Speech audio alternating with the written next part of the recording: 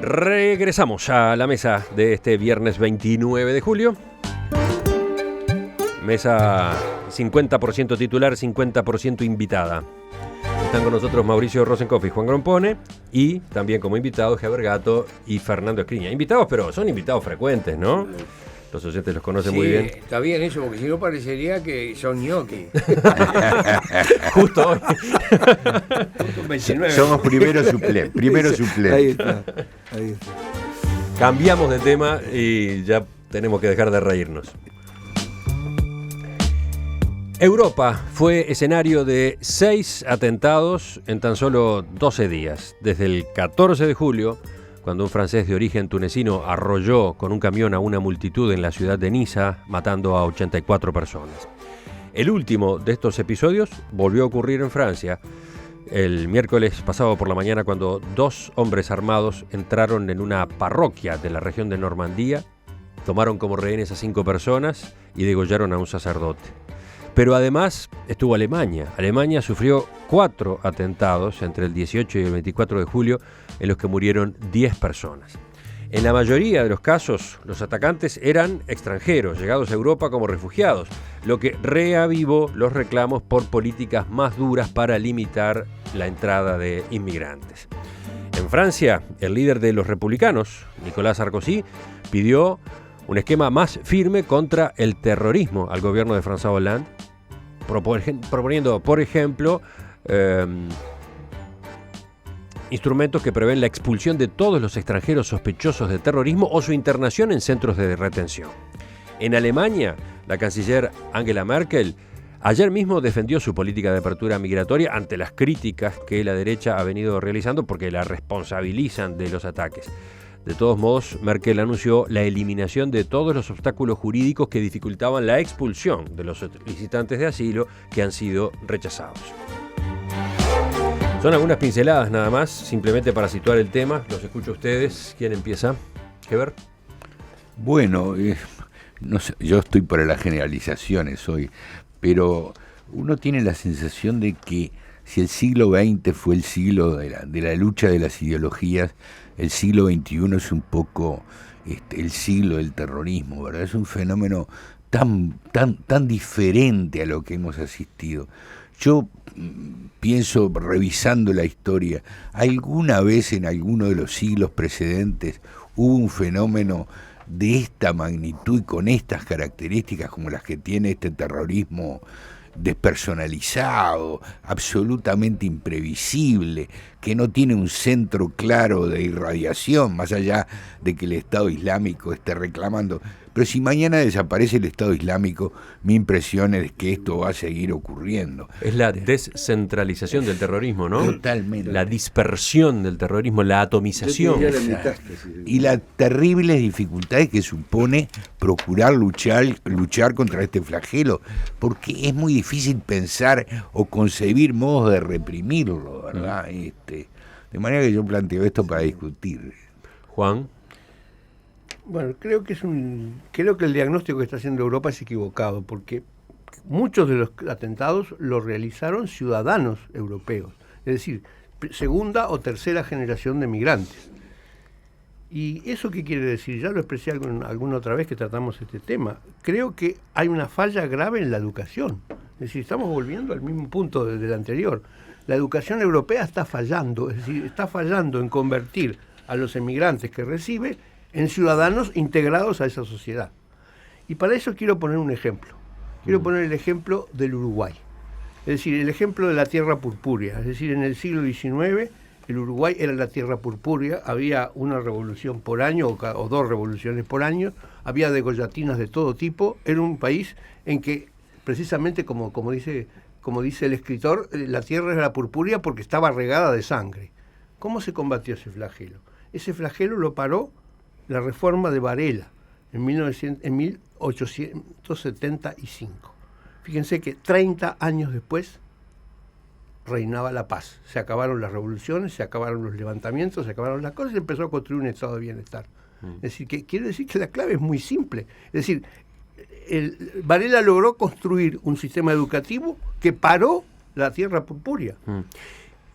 Tú decías que... Eso sí, se sabe que lo que hace la educación tiene efectos a 20 años o 30 años, cuando tiene que haber una generación, ¿no? Tu diagnóstico es que la educación en esos países europeos ha fracasado...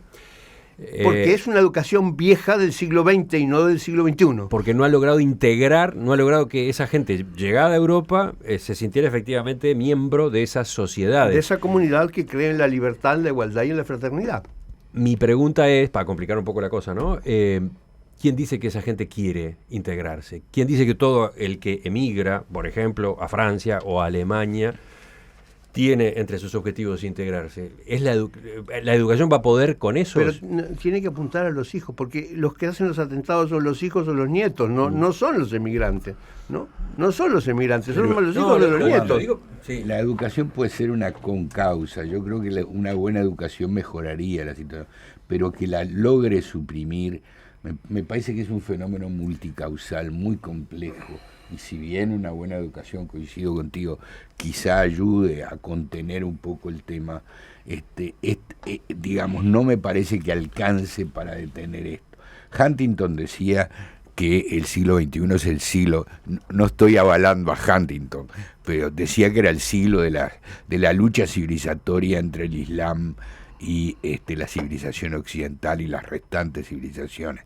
Yo creo que era una generalización abusiva la de Huntington, pero algo hay que merece reflexionarse sobre eso. Seguimos con Mauricio ahora. Dos anotaciones. La primera, vuelvo otra vez a Francisco, donde sobre este punto lo que dijo en Polonia, donde tiene el Papa. Una conflagración con la curia polaca, que es muy conservadora, dijo que esto no es una guerra religiosa, que esta guerra que es una guerra a pedazos. Sí, es una nueva guerra mundial a pedazos. Sí. Y que no hay otra guerra que la guerra por los intereses, por el enriquecimiento, por digamos, todas esas cosas que todos ustedes escucharon. ¿Tú avalás la posición del Papa? Sí, digamos, creo que es un Papa que ha modificado muchas cosas y que además aporta a una inteligencia general. Esa es la versión. Pero la segunda es la que siempre nos salteamos y que tiene que ver con algo que dijo Juan, y es el Islam.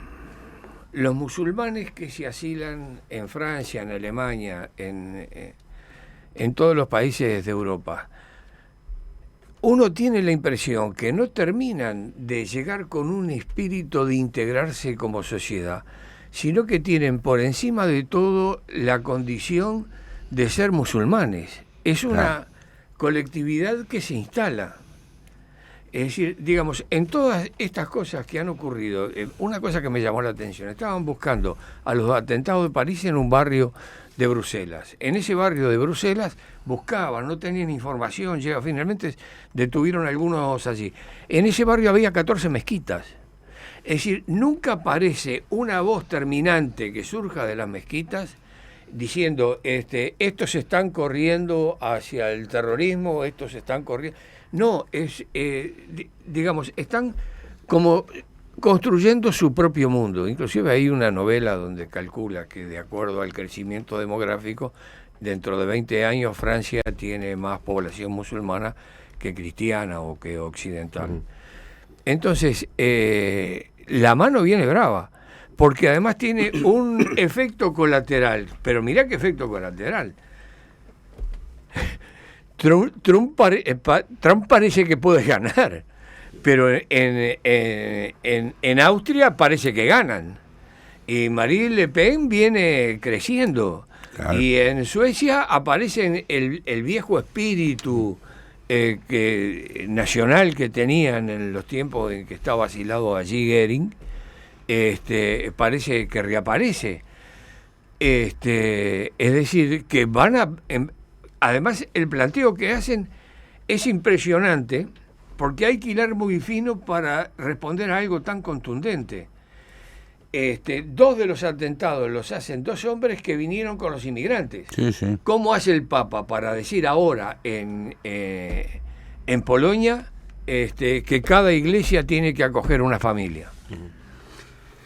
Es bien complejo el tema. Yo creo efectivamente que hay una guerra, y en la línea que decía Mauricio, yo creo que se requiere del mundo musulmán una condena radical al terrorismo, que todos estamos esperando, porque se empieza a retroalimentar con estos trogloditas tipo Trump, que seguramente son un factor que va a alimentar más terrorismo en el futuro. Es decir, ¿qué es lo que buscan estos terroristas que, como bien se decía aquí, es una especie de digamos, atentados aislados, un poco desarticulados, donde actúan un poco por instinto individual y demás? Están esperando a los Trump, que los Trump generalicen y digan: todo el mundo musulmán, tenemos que sacar a todos los inmigrantes, tenemos que levantar un muro, etcétera. Eso es lo que buscan los terroristas, meterle el miedo a la gente para que los Trump de este mundo lleguen al gobierno y terminen con la libertad. Porque acá hay un debate que es entre la libertad y la seguridad. Y por el único bien que un ser humano está dispuesto a entregar su libertad es a cambio de seguridad. Entonces, cuando está en juego la seguridad, está en juego la libertad. Los terroristas lo saben, alimentan eso, y ya tenemos espías telefónicas en Francia que ni siquiera requieren permiso del Poder Judicial, lo tenemos en Alemania, y hoy ya se anuncian más medidas. Es decir, los seres humanos nos estamos acostumbrando a que nos invadan nuestra intimidad porque nos sentimos inseguros, y ese es un desafío del siglo XXI. No hay duda. Yo digo, sí, perdón. Adelante, Juan. No. Yo tengo mis dudas de lo que dijo el Papa, ¿sabes? Más allá de que el Papa es un ser respetable, es un ser que tiene posiciones internacionales en algunos aspectos muy valiosas, otras no tanto. Me parece que el Papa es un ser que tiene luces y sombras, pero ese es otro debate. Es cierto, no es una guerra religiosa en términos estrictos, pero esta no es una guerra en términos estrictos en ningún campo. Repito las palabras de Francisco, dijo: se habla mucho de inseguridad, pero la verdadera palabra es guerra, una guerra en pedazos.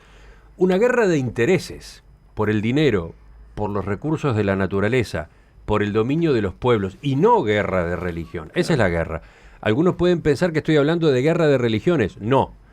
Todas las religiones queremos la paz. Son otros los que buscan la guerra, dijo el Papa con los periodistas que lo acompañaban en el viaje a Polonia. Una sola frase: no hay guerras religiosas, todas son económicas.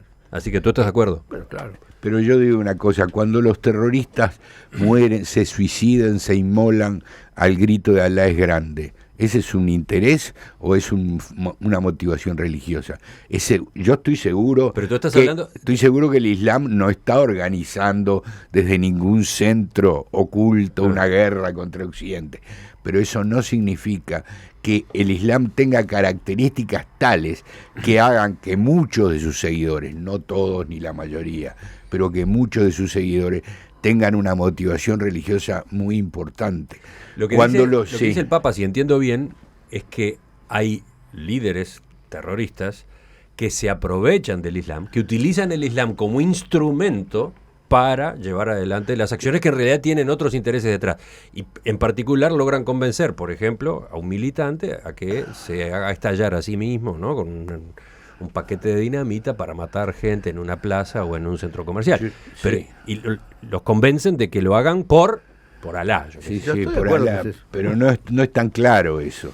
Es decir, yo no sé en qué medida se puede generalizar de que esa tesis de que todas las guerras tienen motivaciones económicas, etcétera, esa es la vieja tesis marxista, ¿verdad? Sí, claro. De que en definitiva las motivaciones económicas son las que en el fondo están motivando casi todas las actitudes humanas y los procesos civilizatorios. Yo tengo también dudas respecto a esa tesis, creo que la historia la ha desvirtuado en gran medida, pero ahí tenemos grandes diferencias con el ingeniero. Pero de cualquier manera creo que lo que está pasando en Europa tiene que ver con características propias del Islam. No que quizá que haya una guerra organizada por el Islam, pero que el Islam tiene características que lo hacen una religión diferente a las restantes religiones. El Medio Oriente no sufrió el proceso revolucionario iluminista que tuvo Europa y que secularizó el cristianismo. El laicismo no existe en Oriente. el laicismo, que es uno de los valores más importantes, la neutralidad del Estado, que es una característica de la democracia. Está dando la gran batalla, porque creo que no hay más golpe que el del Erdogan. Exactamente. Y es precisamente para eso. De manera que hay que pensar un poco en esto. Y la tesis del Papa podrá ser cierta parcialmente, pero en su totalidad no me convence. Hay varios mensajes de los oyentes, uno de ellos de Alicia, que nos escucha en Galicia, y que siempre manda sus mensajes. Acaba de estar en Francia y, bueno, dice, en este viaje a París yo miraba a mi alrededor y pensaba, qué difícil tarea la de las autoridades francesas, porque para donde mires hay musulmanes marcando con su vestimenta su condición, además de migrantes chinos, latinos, africanos. Pese a los controles, creo que el que quiere atentar, lo logra. Hay un tema interesante. Yo recuerdo a mi apreciado dirigente, el doctor Enrique Tarigo, que argumentando cómo se defendía la democracia por otros temas, no en otra época, se refería a otras situaciones políticas, pero citaba una frase de Karl Jasper, que decía: el desafío es matar al dragón sin convertirse en dragón. Es decir, eliminar el flagelo que atenta contra la democracia y la libertad, que es el pensamiento de Occidente, que son los valores de la civilización, pero no nos podemos transformar en una dictadura para preservar la libertad, porque ese es el desafío. Es decir, la inseguridad lleva a que el ser humano haga cosas terribles, entre ellas, como yo decía recién, entregar la libertad. Y no es solo un problema de libertad ciudadana, me refiero a las ideas marxistas que decían, señores, entréguenme su libertad, que yo les doy la seguridad social, la seguridad de educarse, de tener vivienda, etcétera. Y bueno, muchos ciudadanos dicen, bueno, las libertades burguesas en definitiva lo único que hicieron es para morirse de hambre, entreguemos la libertad a cambio de eso. Fracasó, se demolió. Porque el ser humano nace para la libertad. El tema es cómo hacemos para lograr mantener esos valores en Occidente, que son nuestros valores, que son, como decía Merkel y como incluso decía Hollande, para evitar que los Trump, los Sarkozy, en fin, aún con las diferencias que ambos tienen naturalmente, puedan ganarle la cabeza a la gente por el miedo, porque basta una bomba para aterrorizar 1 millón. Es uno para aterrorizar 1 millón, es terrible. Juan. Yo quería darle un ángulo un poco distinto que no hemos mencionado. Hay 3.000 millones de personas en este mundo, es decir, más o menos, un poco menos de la mitad, que no sufren el terrorismo. Son la India y China. Es decir, eso desmiente completamente la teoría de Huntington, ¿no?, de la guerra de civilizaciones.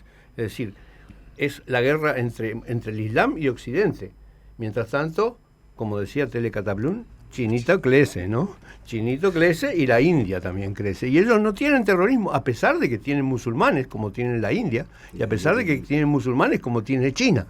Entonces yo creo que tal vez debiéramos dejar un poquito nuestra soberbia occidental y mirar un poquito qué está pasando en esos dos lugares. ¿Por qué no pasa lo que está pasando hoy? Acordate que la India tiene conflicto con Pakistán por todo el Graves. territorio de Cachemira, y ahí hay un intercambio. Esa es una guerra económica.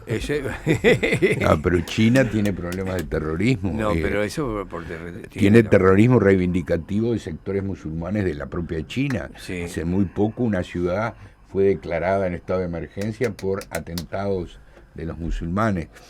Quizá no sea la misma motivación que el ISIS, pero igual señala particularidades propias del Islam, ¿no? ¿Lo último? Sí, lo último.